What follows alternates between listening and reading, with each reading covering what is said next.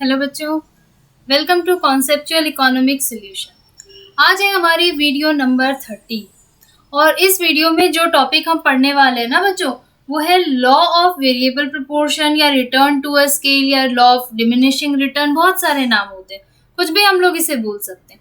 ठीक है, तो ये टॉपिक शुरू करने से पहले हमें एक स्टोरी को समझना है।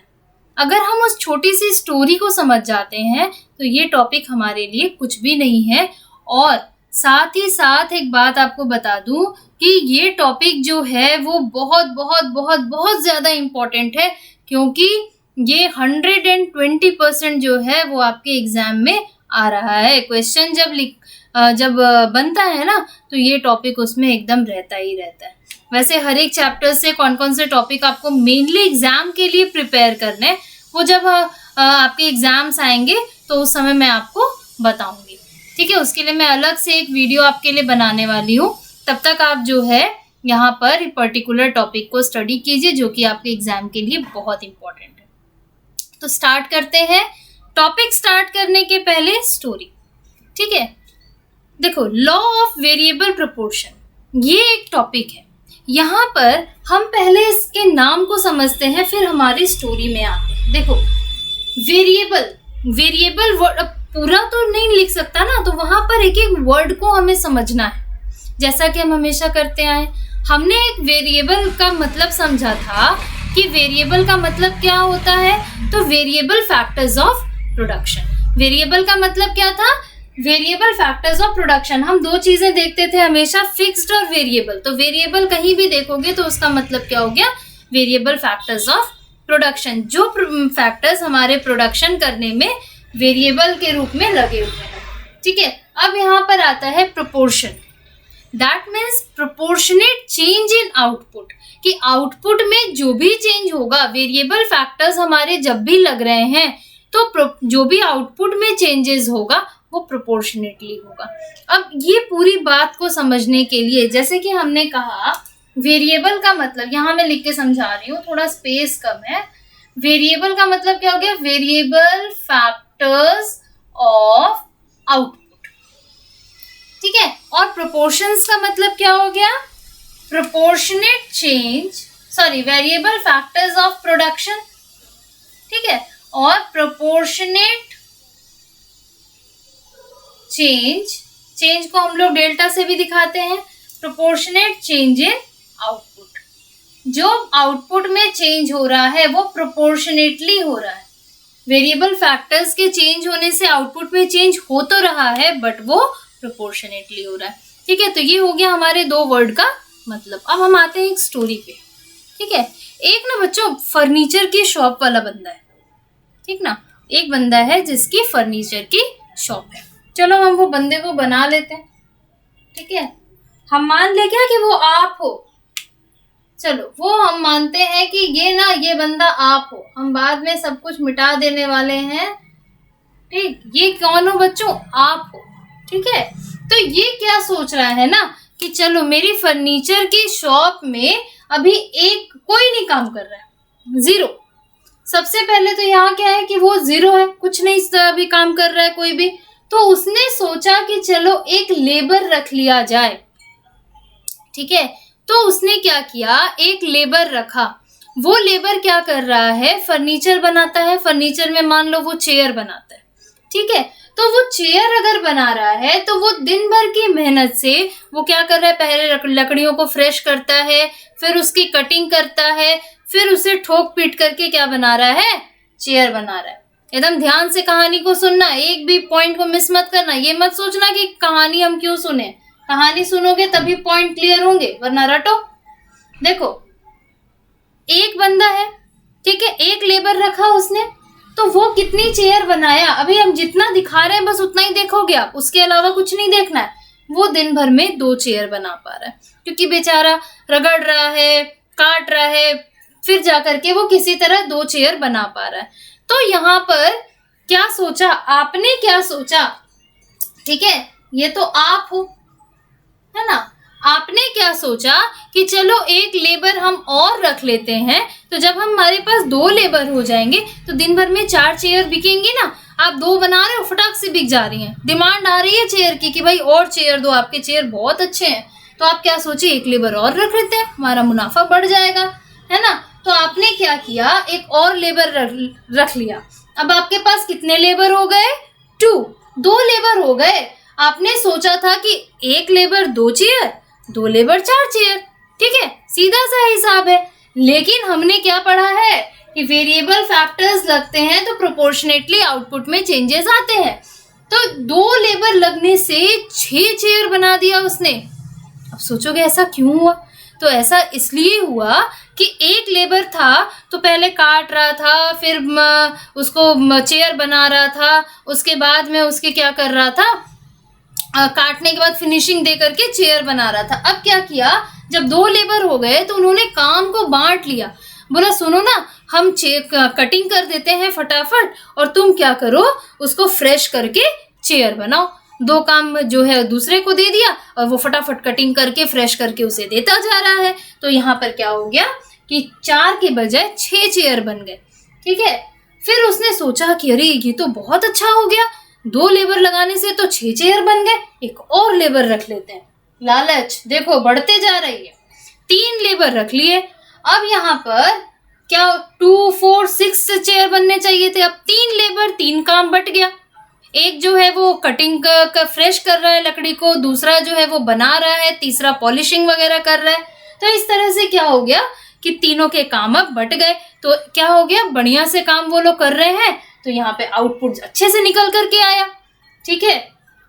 यहाँ तक सब कुछ ठीक चल रहा था, हमें इंक्रीजिंग रिटर्न मिला। पहले देखो, अब मैं दूसरी चीज दिखा रही हूँ।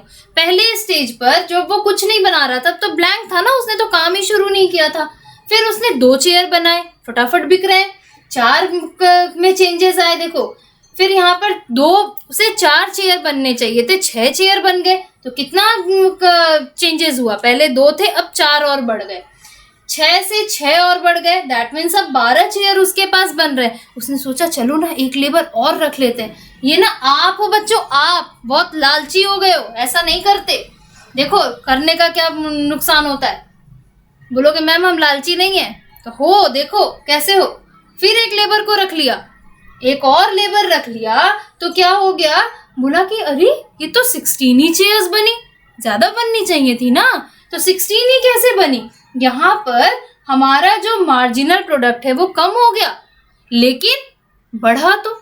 सोचा कि चलो चौथे लेबर को रखने से कुछ बढ़ ही ना रहा है। उसने क्या किया, इसी तरह से 5वां लेबर भी रखा, फिर भी कुछ खास चेंजेस नहीं आए, ठीक है। क्या हुआ, बहुत कम चेयर बन रहे हैं।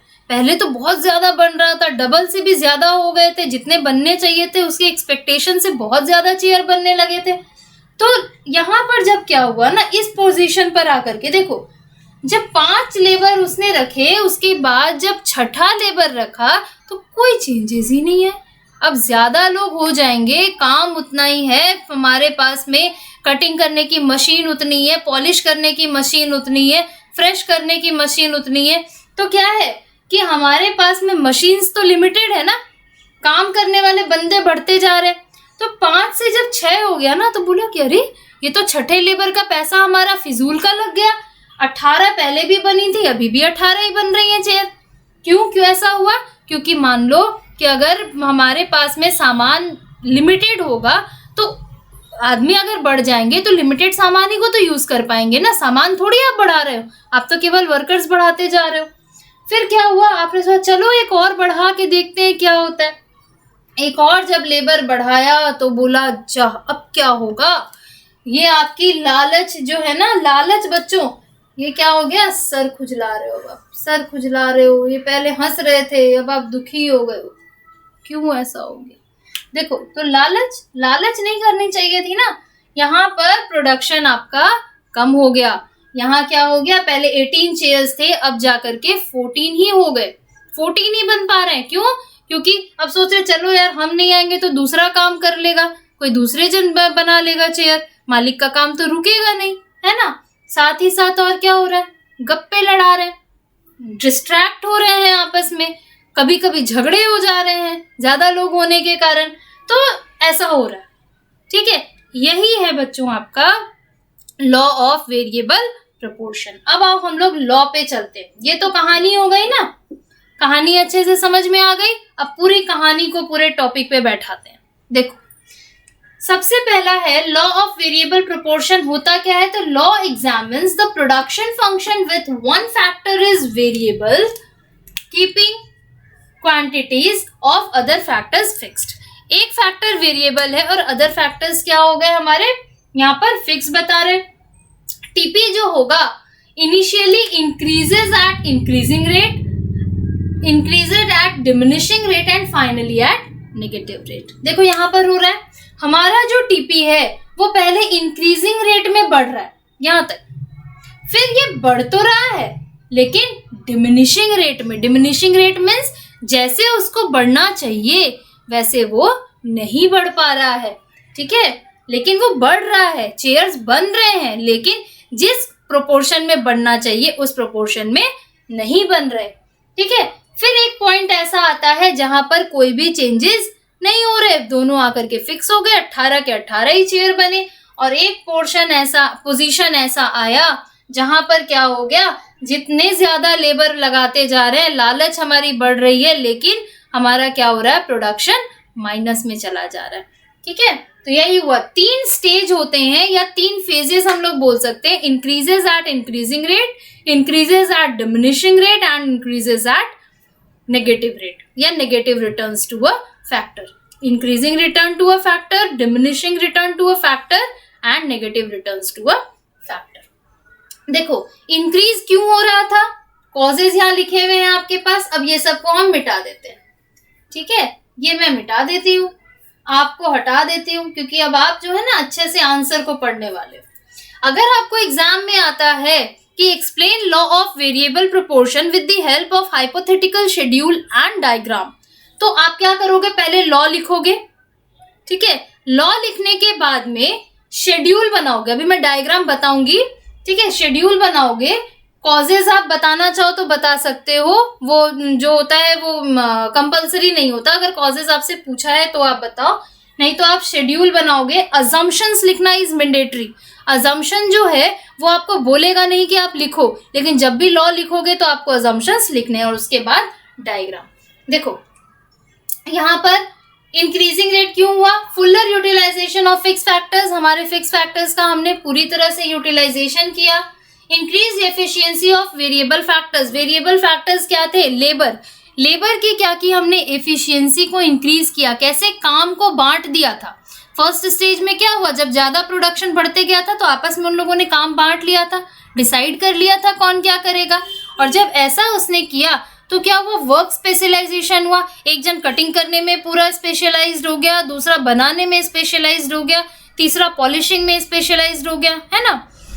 फिर क्या हो गया, बेटर कोऑर्डिनेशन, आपस में कोऑर्डिनेशन अच्छा था कि भाई जिसका जो काम है वो आराम से करते चले जा रहे हैं। बल्क डिस्काउंट, अब ये क्या होता है, बल्क डिस्काउंट, आप कोई सामान अगर होलसेलर के पास से लाते हो, थोक में लेके आते हो, अगर सामान्य भाषा में हम बात करें तो अगर आप थोक में सामान लाते हो, मान लो कि मैं एक मार्कर लाई, मुझे अगर 25 रुपए का एक मार्कर पड़ रहा है और मैं गई बोला ना मुझे 1 दर्जन मार्कर आप दे दीजिए, ठीक है, तो क्या हो गया कि जब मैं 1 दर्जन लेने जाती हूँ तो यही मार्कर मुझे 22 रुपए का पड़ रहा है, 23 रुपए का पड़ रहा है। तो क्यों पड़ा, क्योंकि मैंने थोक में लिया, ठीक है, होलसेल में लिया।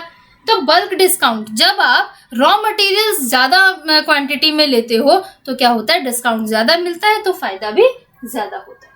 डिमिनिशिंग रिटर्न क्यों हुआ, फिक्सिटी ऑफ द फैक्टर्स, जो फैक्टर्स थे वो हमारे फिक्स हो गए, ठीक है। जैसे कि मान लो कि अगर कोई आपका प्रोडक्शन चल रहा है, वो लंच ब्रेक पे जा रहा है, थोड़ी देर मशीनों को आराम दे दिया, मशीनें भी तो लगातार चलते गर्म हो जाती हैं, तो आपको उसको रेस्ट देना जरूरी है। अगर आप नहीं दोगे तो वो वियर एंड टियर होगा, उसमें घिसावट जो है वो बढ़ती चली जाएगी, है ना। नेक्स्ट आता है इम्परफेक्ट सब्स्टिट्यूट्स, जो सब्स्टिट्यूट हम देख रहे थे वो परफेक्ट नहीं थे। हम अगर लेबर बढ़ा रहे हैं तो हमें कैपिटल भी तो बढ़ाना है, हमें अपने बिजनेस में कैपिटल भी तो लगाना है। अब हम कैपिटल की जगह लेबर को तो यूज नहीं कर सकते ना, कि कैपिटल हम पैसा नहीं लगाएंगे, केवल लेबर लेबर लेबर लगाते चले जाएंगे, तो वो सही नहीं लगा रहे थे, तो इम्परफेक्ट सब्स्टिट्यूट लगाया। कोऑर्डिनेशन कम हो गया और स्कैरसिटी ऑफ फैक्टर्स था। स्कैरसिटी मीन्स कमी, हमने पढ़ा था ना कि human resources are limited, resources are scarce, ठीक है। तो ये अगर रिसोर्सेज स्केयर नहीं होते, लिमिटेड नहीं होते, तो फिर हमारे पास में ये प्रॉब्लम आती ही नहीं। लास्ट आता है नेगेटिव रिटर्न। क्यों हुआ? क्योंकि आपस में ना बहुत खराब कोऑर्डिनेशन हो गया था। वो लोग क्या कर रहे थे, झगड़े हो गए, या फिर मान लो कि हमारे फिक्स्ड और वेरिएबल फैक्टर्स की अगर हम बात करते हैं, तो दोनों फैक्टर्स जो हमारे थे, चाहे लेबर या कैपिटल, तो दोनों जो है सही से काम नहीं कर पा रहे थे, दोनों का कोऑर्डिनेशन बिगड़ गया। जैसे यहाँ लेबर कैपिटल का कोऑर्डिनेशन बहुत अच्छा था, लेकिन यहाँ आकर के वो दोनों का कोऑर्डिनेशन बिगड़ जाता है। लास्ट आता है decrease in efficiency of variable factor. जो वेरिएबल फैक्टर्स हमारे पास था, दैट इज लेबर, तो लेबर के हमने क्या किया था, काम को डिवाइड करके उसकी एफिशिएंसी बढ़ाई थी, लेकिन नेगेटिव रिटर्न जब हुआ, जबकि क्या हो गया कि उनकी एफिशिएंसी कम हो गई, जब वो अपने काम को दूसरे पर डालने लग गए, ठीक है, कि चलो हम नहीं करेंगे, दूसरा कर लेगा, बहुत ज्यादा लोग हैं, इस तरह की सोच हो गई। तो यहाँ पर क्या हो गया, पुअर नेगेटिव रिटर्न आया। अजम्पशन देखो क्या होता है। अजम्पशन का मतलब हम लोग पहले भी समझ चुके हैं कि नो चेंज। क्या चीज में चेंज नहीं होगा? तो टेक्नोलॉजी हमारी नहीं बदलेगी। हमें ये मानना है कि हमारे पास केवल और केवल दो ही फैक्टर्स हैं, that is variable and fixed. वेरिएबल में जनरली लेबर और फिक्स्ड में कैपिटल। कैपिटल क्या होगा? Must be fixed and labour is homogenous. The proportion among the factor is subject to vary. ये हमारे पास में एक आंसर बनके तैयार हो जाता है। अब यहाँ पर जो है डायग्राम के साथ में हम लोग टीपी और एमपी के रिलेशन को समझ लेते हैं, तो हमारे पास एक कंप्लीट आंसर बन जाता है। तो स्टार्ट करते हैं बच्चों डायग्रामिक प्रेजेंटेशन। देखो हमने जो शेड्यूल बनाया था, शेड्यूल हमारे पास वही है। अब हम इसे डायग्राम में कैसे दिखाएंगे? तो यहाँ आपके पास प्लस पॉइंट ये होता है ना कि आपको डायग्राम में जो है वो पूरा नंबर के अकॉर्डिंगली दिखाने की जरूरत नहीं होती। मतलब एक एक नंबर यहाँ पे पुट आउट करने की जरूरत नहीं है, बस उनके अकॉर्डिंगली आपको क्या करना है, डायग्राम को बना देना है। कैसे बनाओगे? तो एक्स एक्सिस पे हम लोग क्या लेंगे, units of variable factor, that means labour, और वाई एक्सिस पर टीपी और एमपी को लेते हैं, ठीक है। तो यहाँ हमारा ये क्या बता रहा है कि जैसे जैसे हमारे पास में, ध्यान दो, देखो यहाँ पर टीपी क्या है हमारा, इंक्रीज हो रहा है ना। टीपी जैसे जैसे इंक्रीज होते जा रहा है, वैसे वैसे हमने यहाँ पर टीपी को इंक्रीज होते हुए दिखाया है, ठीक। इस पॉइंट पर जहां से टीपी मुड़ना शुरू होता है, दैट मीन्स जिसके बाद में वो डिमिनिशिंग होते जाएगा, तो उस पॉइंट को हम लोग बोलते हैं पॉइंट ऑफ इन्फ्लेक्शन,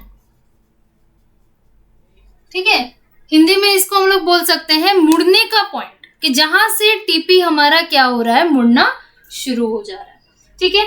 फिर हम लोग एमपी पे आते हैं। तो एमपी हमने क्या देखा कि एक पर्टिकुलर पॉइंट तक वो इंक्रीज हो रहा है, फिर वो क्या होते जा रहा है, डिमिनिश होकर के नेगेटिव चला जा रहा है। तो वही काम हमने यहाँ पे एमपी के साथ किया। बहुत सारे बुक्स में बच्चों क्या किया है ना, इसको एक ही डायग्राम में दिखाया है, बट मैं आपको सजेस्ट करूंगी कि आप इसे दो डायग्राम में दिखाओ, क्योंकि इससे क्लियरिटी भी रहेगी और आप इजीली इसको दिखा भी पाओगे। अच्छा, दूसरा क्वेश्चन, बहुत सारे बच्चों का ये प्रॉब्लम रहता है कि मैम यहाँ पर ना 0 से दिखाया, लेकिन हमारी बुक में ना थोड़ा ऊपर से उठाकर उसे 1 से दिखाया हुआ है। तो कोई प्रॉब्लम नहीं बच्चों, हमने यहाँ पर 0 यूनिट से लिया है, तो इसलिए हमने 0 से दिखा दिया। अगर मान लो कि आपके पास 1 से रहता तो एक्सक्यूज मी, आप क्या करते, इसे यहाँ से ऐसे, इसे आप 1 से लेते, बस इतना ही डिफरेंस है और कुछ नहीं है। तो ये जो डायग्राम है, अब देखो ये डायग्राम हमें क्या बताता है, ये डायग्राम बताता है व्हेन, ये पॉइंट्स आपको ध्यान में रखना है और लर्न करने की कोई जरूरत नहीं है, आप ऐसे ही कर लोगे। देखो व्हेन एमपी इंक्रीजेस, हमारा एमपी क्या हो रहा है, इंक्रीज कर रहा है, ठीक है। MP increases then TP increases at increasing rate. जो हमने डायग्राम शेड्यूल में देखा है वही चीज क्या है, हम डायग्राम में बना रहे हैं और उसी को रिपीट करके लिख रहे हैं। तो लर्न कुछ भी नहीं करना है। एमपी इंक्रीज हुआ तो टीपी क्या हो रहा है, इंक्रीजिंग रेट से बढ़ रहा है। व्हेन एमपी डिक्रीजेस, देखो जब एमपी हमारा डिक्रीज किया सेकेंड स्टेज पर, तो टीपी क्या हो जा रहा है, इंक्रीजेस एट डिमिनिशिंग रेट। उसी को हमें पॉइंट में बना के लिख देना है। साथ ही साथ जब हमारा एमपी 0 है तो टीपी उस जगह पर क्या है, मैक्सिमम है, दैट मीन्स इससे ज्यादा चेयर हमारे पास नहीं बन सकती, ये कांस्टेंट हो जा रहा है। तो फिर क्या है, MP बिकम्स नेगेटिव, MP उसके बाद नेगेटिव चला गया, देन TP क्या हो जा रहा है, फॉलिंग स्टार्ट हो रहा है, दैट मीन्स वो कम होना शुरू हो जा रहा है ना। और ज्यादा लेबर लगाते चले जाएंगे तो प्रोडक्शन बढ़ने के बजाय हमारा कम होते जाएगा। तो यहाँ पर ये है पूरा लॉ ऑफ वेरिएबल प्रोपोर्शन। अब डायग्राम कैसे बनाओगे इजीली और शेड्यूल को कैसे दिमाग में रखोगे इजीली, अब चलो वो बात करते हैं, दैट मीन्स ट्रिक। अब ये तो पूरा एक कंप्लीट आंसर आपके पास में हो गया, इससे ज्यादा आपको कुछ करने की जरूरत भी नहीं है। देखो इसे कैसे याद रखोगे, तो ये तो आपके पास 8 यूनिट हो गए, यानी कि 8 लेबर हो गए 0 से लेकर के, आप 0 से ले रहे हो। तो अब इसे याद रखने के बजाय ना बच्चों आप MP पे कॉन्सेंट्रेट करो, कि फर्स्ट में अगर आप 0 ले रहे हो तो MP ब्लैंक होगा क्योंकि आपने प्रोडक्शन शुरू ही नहीं किया। देन 2 4 6, फिर 4 2 0, देन -4 और -6। देखो 2 4 6 ये कॉन्स्टेंटली क्या कर रहा है, बढ़ रहा है। फिर 6 से 4 हुआ, 4 से 2 हुआ, 2 2 का डिफरेंस आ रहा है यहाँ पे। फिर 0 होकर के -4 हो गया और -6 हो गया। इसके अकॉर्डिंगली आप अपने TP को बना दो, क्योंकि हम फॉर्मूला जानते हैं ना, तो क्या कर देंगे, TP बना देंगे। क्या हो जाएगा, 0 + 2 2, 2 + 4 6, 6 + 6 12, 12 + 4 16, 16 + 2 18। इस तरह से आप क्या कर सकते हो, यहाँ पर TP को अपने आप बना सकते हो। तो शेड्यूल भी आपको याद रखने की जरूरत नहीं है। MP क्या हो गया, ब्लैंक। अगर आप 0 ले रहे हो, 2 4 6 4 2 0, देन -4 एंड -6, और आपका ये शेड्यूल बनके तैयार हो जाता है। अब इजीली आप कैसे डायग्राम को बनाओगे, तो देखो यहाँ पर आपने x एक्सिस y एक्सिस लिया। अच्छा, दूसरी बात और एक ध्यान में रखना कि एक ही पेज में दोनों को ऐसे ही लगातार बनाना है। ये नहीं कि एक पेज में इसे बना दिया और एक पेज में MP को बना दिया, ऐसा नहीं करना। देखो मैंने ये पूरी लाइन को एक साथ अटैच किया है, ठीक है। ये जब आप बना लोगे तो उसके बाद आपका दूसरा काम क्या रहेगा कि आप क्या करोगे, यहाँ से इसे 3 पार्ट में डिवाइड कर लो, ठीक है। इजीली आपका जो डायग्राम बन जाएगा और आप जो है एग्जाम में भी सही से बना के आ पाओगे। आप इसे 3 पार्ट में डिवाइड कर लो, फर्स्ट सेकेंड एंड थर्ड। ये वाला जो पार्ट होगा ना बच्चों, इसमें थोड़ा गैप ज्यादा रहेगा, देखो वो आप बुक देख करके कर सकते हो, कोई प्रॉब्लम नहीं है उसमें, ठीक है। तो ये आप बना लिए, क्योंकि यहाँ पर डायग्राम बनाने में बच्चों को दिक्कत होती है, इसलिए मैं इजी वे बता दे रही हूँ। फिर आप क्या करोगे, इसे यहाँ से शुरू करोगे, ये बना दिया, इसे यहाँ से शुरू करके ऐसे बना दिया, बन गया डायग्राम। कुछ करना थोड़ी है, ठीक है। आप अगर टाइम नहीं है तो आप फ्री हैंड भी बना सकते हो विदाउट यूज ऑफ स्केल, ठीक है। और डायग्राम बच्चों हमेशा क्या करना, पेंसिल से ही बनाना और लेबलिंग जरूर करना। दैट मीन्स जो मैंने पॉइंट्स के नाम लिखे हैं तो वो आप जरूर करना। देखो यहाँ पर क्या हो रहा है, हमें इंक्रीजिंग रिटर्न मिला, सेकेंड फेज में डिमिनिशिंग एंड थर्ड में नेगेटिव। तो ये हो गया आपका complete law of variable proportion और साथ ही साथ relation between TP and MP। अगर पर्टिकुलर सिर्फ रिलेशन लिखने आता है तो आप क्या करोगे, ये रिलेशन लिख दोगे, 3 मार्क्स में आएगा। तो 6 मार्क्स में अगर पूछा तो शेड्यूल डायग्राम बना करके आप सिर्फ रिलेशन बता दोगे, उसमें आपको लॉ और अजम्पशन लिखने की जरूरत नहीं है। तो बच्चों अगर कोई भी प्रॉब्लम हो तो कमेंट बॉक्स में पूछना, ठीक है। हमारी वीडियो बहुत लंबी हो चुकी है, इसलिए टाइम वेस्ट नहीं करते हुए सिंपल यही बोलेंगे, चैनल को लाइक करो, सब्सक्राइब करो और ज़्यादा से ज़्यादा शेयर करो लिंक। तब तक के लिए bye bye and have a nice day.